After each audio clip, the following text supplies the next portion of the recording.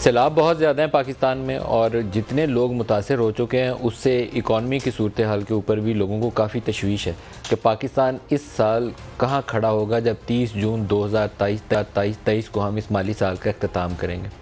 बड़ी फसलों में अगर हम देखें तो कपास की फसल मुकम्मल तौर पर इस वक्त नुकसान में जा चुकी है।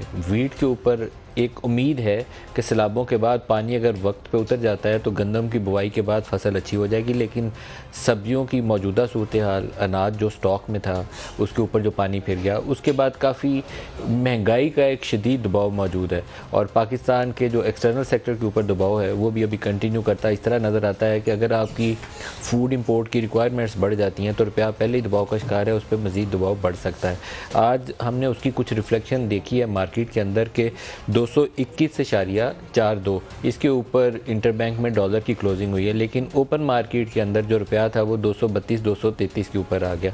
तो IMF से एग्रीमेंट के बाद जो उम्मीद बंदी थी कि रुपये और डॉलर की जो शरह है उसके अंदर थोड़ा सा इस्तेहकाम आएगा। पाकिस्तान में जो इम्पोर्टेड इन्फ्लेशन है उसका दबाव बहुत ज़्यादा है। हम बहुत सारी चीज़ें बाहर से इम्पोर्ट करते हैं जिसमें फ्यूल ऑयल भी शामिल है, हमारी बहुत सारी कमोडिटीज़ बाहर से आती हैं, रॉ मटेरियल्स बाहर से आते हैं। तो जैसे जैसे रुपया नीचे गिरता है वैसे वैसे इम्पोर्टेड इन्फ्लेशन का दबाव भी बढ़ता है।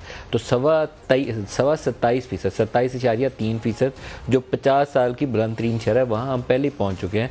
तो कहाँ जाके ये रुकेगा? ये दबाव कहीं तो रुकना है, इसको ब्रेक लगानी है, कहीं एक आम आदमी को, एक आम पाकिस्तानी को सांस लेने का मौका देना है।